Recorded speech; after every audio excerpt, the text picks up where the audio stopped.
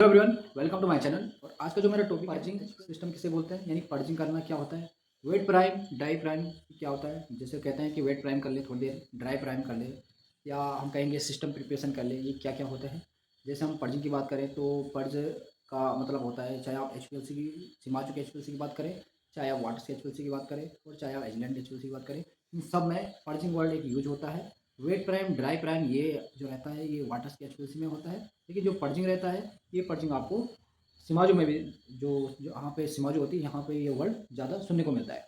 अब इससे होता क्या है, देखो जब भी आप मोबाइल फेस बनाओगे तो मोबाइल फेस बनाने के लिए जब आप मोबाइल फेस को, जो एचपीएलसी होती है, एचपीएलसी की सबसे ऊपर मोबाइल फेस रखी जाती है, जो उसका एक चैम्बर होता है, चैम्बर में रखी जाती है। और उसके बाद मतलब एक बोतल में रखेंगे, फिर उस चैम्बर में रखा जाता है। डायरेक्ट चैम्बर का मतलब कि पहले बोतल में रखेंगे, फिर एक जो वहाँ पे चैम्बर होता है उसको उसमें रखे जाते हैं। फिर उसके अंदर जो लाइनें होती है, ए बी सी डी लाइनें होती है, उन लाइनों को रखा जाता है। उस लाइन जहाँ से उसे सैंपल लाइन, वो जो लाइन है, लाइन से जहाँ से मोबाइल फेस लेना है, वहाँ पे उसमें एक सक्शन फिल्टर लगाया जाता है, जिससे सक्शन फिल्टर मोबाइल फेस को लेता है।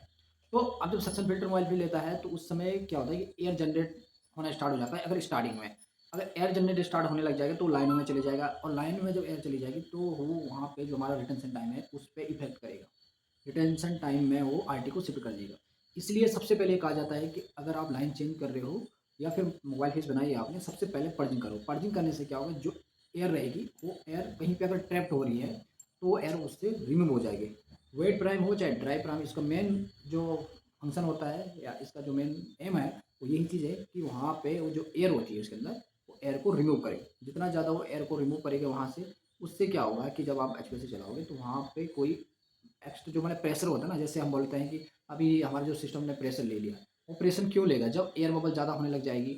उससे क्या है कि जो मोबाइल फेज है उसको फ्लो कहीं ना कहीं अगर वहाँ पे बीच में इंटरप्ट हो जाएगा तो रुकना स्टार्ट हो जाएगा। तो वहाँ पे क्या है, जो पंप है, पंप को और जोर लगाना पड़ेगा, और जब पंप और जोर लगाए तो वो सिस्टम पे प्रेशर लेगा। और जब वो सिस्टम पे प्रेशर लेगा तो वहाँ पे वो ओवर प्रेशर दिखाई देगा। तो जब ओवर प्रेशर देगा तो आपने जो सीक्वेंस चलाई है, यानी सैंपल या बेस टेबल जो आपने चलाई है, वो बेस टेबल वहाँ पे इंटरप्ट हो जाएगा और सीक्वेंस वहाँ पे रुक जाएगी। तो यही रीज़न होता है कि जब हमारे सिस्टम में एयर ट्रैप्ड हो जाती है तो उसके बाद हमारे सिस्टम में ओवर प्रेशर दिखा देता है। उसके जो ऑडिट ट्रायल होता है उसमें ओवर प्रेशर आ जाता है, जिस वजह से सीक्वेंस रुक जाती है। इसलिए सबसे पहले आपको wet prime, dry prime, purging करना पड़ता है, जिससे कि आपकी ए बी सभी लाइन हैं, जितनी भी लाइन आप यूज कर रहे हो उन लाइनों को सबसे पहले पर्जिंग करते हैं। पर्जिंग का मतलब होता है कि उसके अंदर के जो एयर होता है उस एयर को रिमूव करेगा, और जिससे कि आपकी जो भी एनालिसिस चलेगी उसमें कोई इंटरप्शन ना आए। आई होप आप लोग समझ गए होंगे कि एचपीएलसी में पर्जिंग का कितना इंपॉर्टेंट है। लोग क्या करते हैं, जितने भी एनालिस्ट होते हैं वो हमेशा क्या करते हैं, जल्दीबाजी में बिना पर्जिंग करके सीधे सेचुरेशन पे लगा देते हैं कॉलम को। ऐसा नहीं करना है आपको।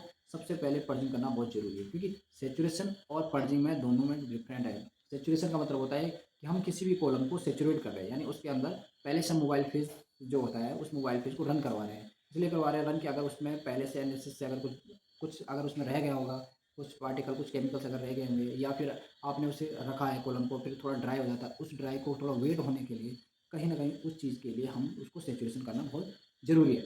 लेकिन अगर आपने सैचुरेशन तो कर लिया, बट आपने जो लाइनें हैं उन लाइनों को पर्ज नहीं किया, तो जिस वजह से आपके सैंपल में इंटरप्शन की दिक्कत आ सकती है, यानी आपकी जो सीक्वेंस में है वो इंटरप्शन की दिक्कत आ जाए। इसलिए आपको हमेशा ध्यान रखना है मोबाइल पे चलाने से को, इसलिए आपको हमेशा ध्यान रखना है एचपीएलसी जब भी रन करते हो उससे पहले आपको जो सिस्टम है उसको पर्ज करना बहुत ज़रूरी है। Okay friend, thank you.